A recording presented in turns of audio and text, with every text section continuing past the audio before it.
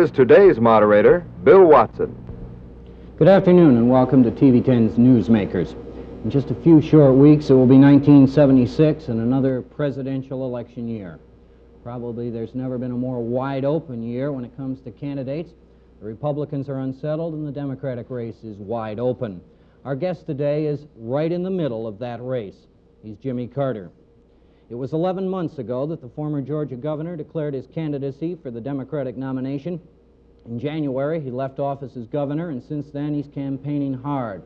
In Georgia as governor, he cut bureaucracy and left office with a $50 million budget surplus. He's described as a moderate. Our panel today includes three people, none of whom are strangers to politics. First, William Johnson, executive director of the Rochester Urban League. Mr. Johnson holds an MA degree in political science, and he's been active in the Urban League voter registration drive. Next is Betty Ann Titchener. She, too, has a master's degree in political science, is president of the Monroe County Women's Political Caucus, and she's a Republican committee person. She's been active in several local political campaigns and was vice chairperson of the Rochester Area Coalition for the Equal Rights Amendment. And finally is Rudolph Bud Miller. If he doesn't have a master's degree in political science, will confer one after 40 years of local political activity. In several occasions, he's been on the County Democratic Committee. He served Congressman Horton as labor coordinator in his last campaign, and he's president of the AFL-CIO Council and business agent of the Amalgamated Clothing Workers. That leaves the field wide open for the first question from Mr. Miller. Mr. Carter, you expect to be the next president of the United States of America. And I'm wondering what you would do if you were president at this moment as far as trying to solve the unemployment problem that we have in this country. Okay. I'll try to answer that as briefly as I can. What President Ford and Nixon have done is to try to solve our economic problems with a tight constraint on the economy, scarce money, high interest rates, let unemployment go where it will. I think this country is strong enough economically to do what it will, what it wants to. But the major emphasis has got to be on employment. In the first place, we need to restore confidence in the government. We are still inherently just as strong as we were 5 years ago or 20 years ago when things were booming. We've got the same capacity to produce, we've got the same basic natural resources, the same purchasing power among our consumers, the same foreign markets. But we've lost our ability to work together. The Congress and the President can't get along. No forthcoming programs to deal with housing, job training, stimulations to the economy.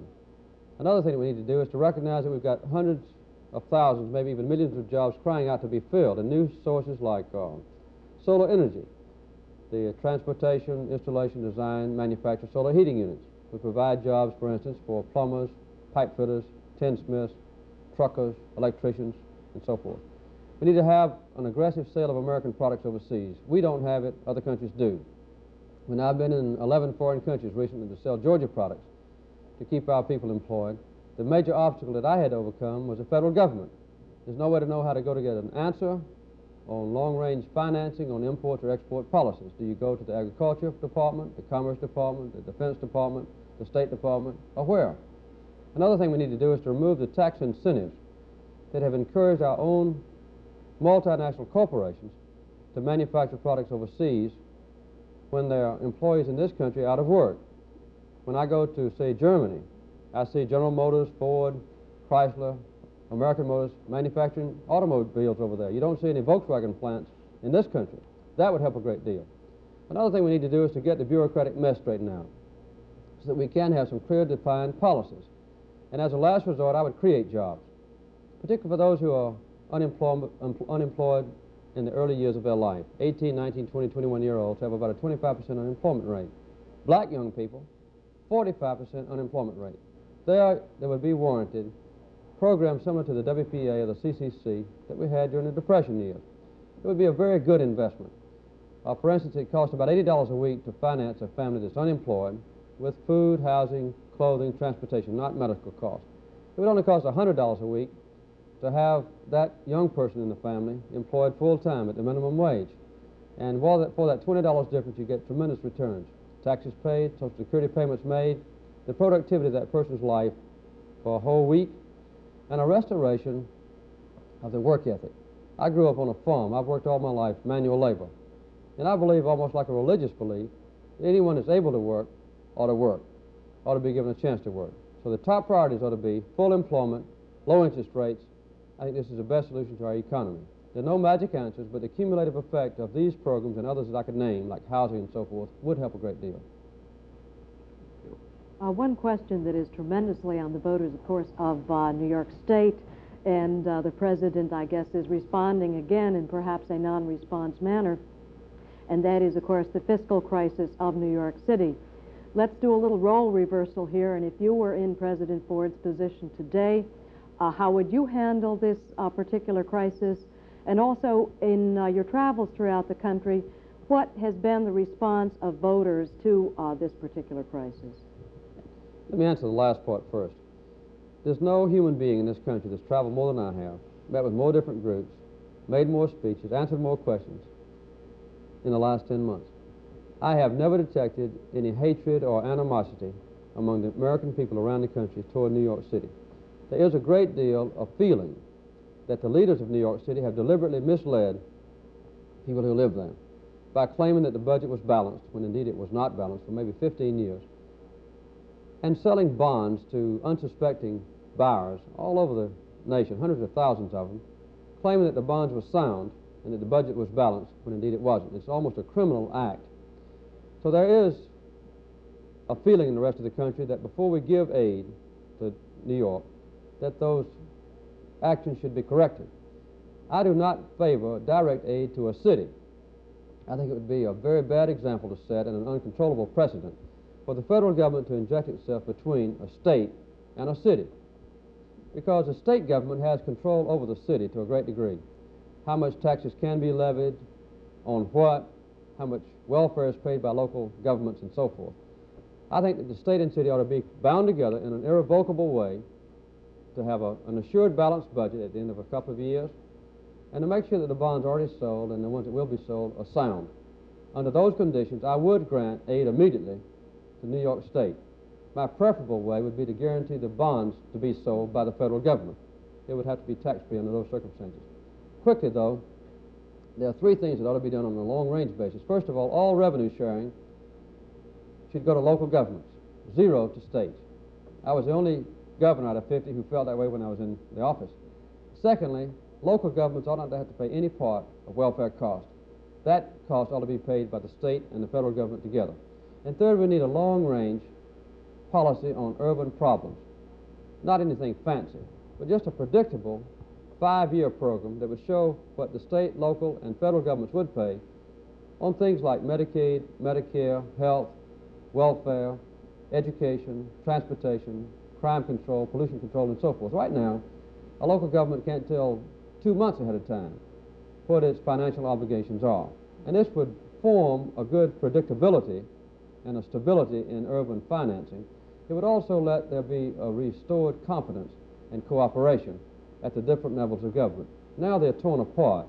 We need to put them back together. In summary, and very quickly, that's what I would do about the present problem. What is your position on the general revenue sharing legislation which is before Congress? You've already pointed out what you consider to be one defect. Yes. Some of us are concerned about the fact that this money is used by local governments in discriminatory ways. There are other concerns, as you know, that have been expressed. What is your general feeling on general revenue sharing? I'll give you my specific feelings on general revenue sharing. And this is the substance of my testimony while I was still governor, when revenue sharing was being considered. I testified against the financing program because there was no revenue to share. The money was in effect stolen from the people who needed it most. Those who are poor, who are not influential, who are not strong spokesmen and not well organized.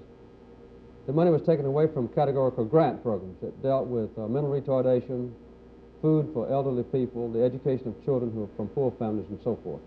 And it was given to states and cities with the wrong kind of controls on it. As I said earlier, I don't think the states ought to get any. It all ought to go to local governments. But we ought not to prohibit revenue sharing from being used for education and health and daycare centers and other programs of that kind. We ought to prohibit revenue-sharing money being used for jailhouses and for golf courses. That kind of prohibition. Revenue sharing ought to be continued. The half that now goes to state governments ought to be allotted to city governments and county governments on the basis of need, not measured by how big a deficit has been accumulated, but measured by other things that can be tangible, like the chronic unemployment rate or the number of families below an adequate income level. Those kinds of needs ought to be measured and cared for by revenue sharing.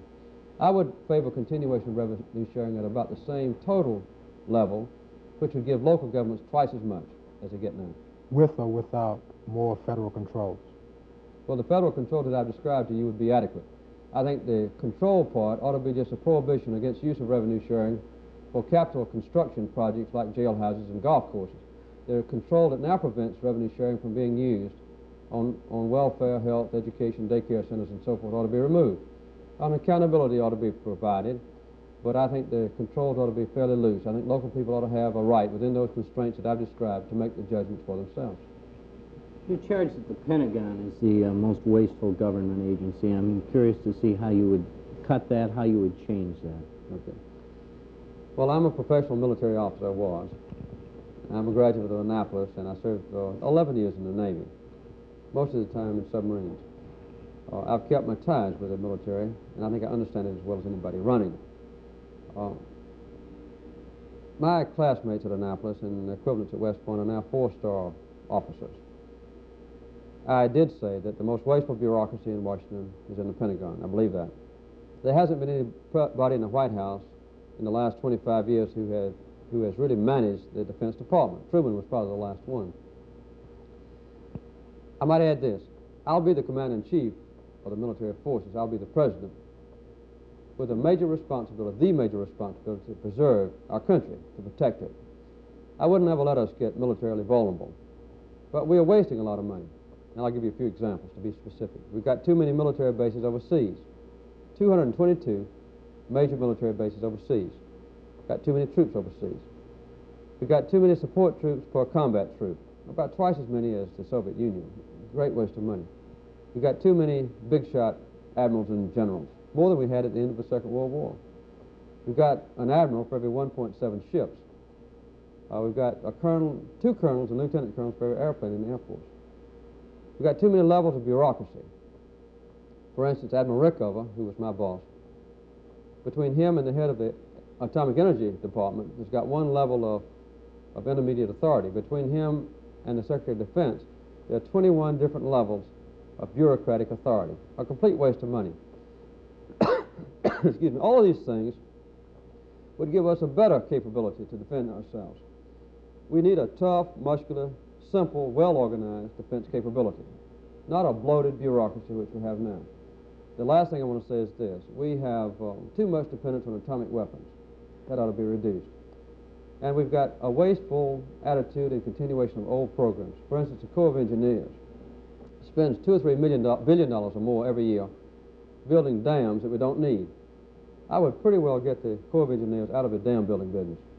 And we still, for instance, have got a complete selective service system. Very expensive. We haven't had a draft in, 4 or 5 years? So a lot of things need to be phased out.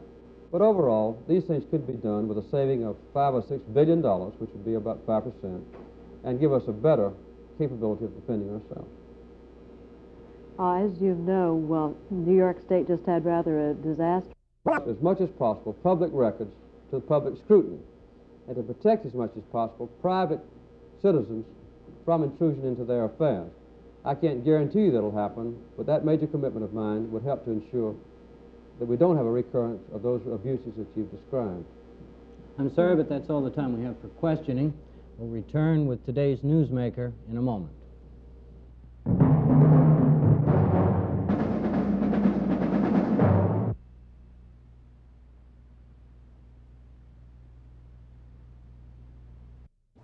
Political power or economic pressure. We ought to treat other nations like we would like to be treated ourselves. We haven't done that in the past, and we've lost the respect of a lot of people around the world who would like to trust us and once again be our friends.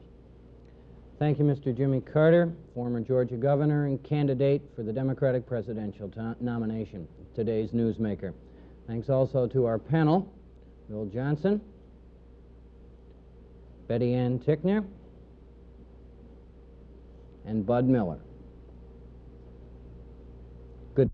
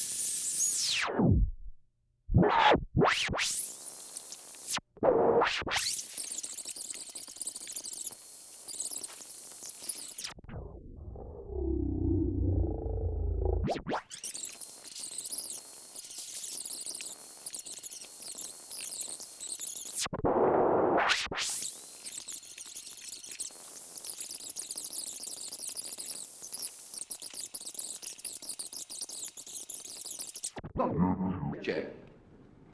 It's the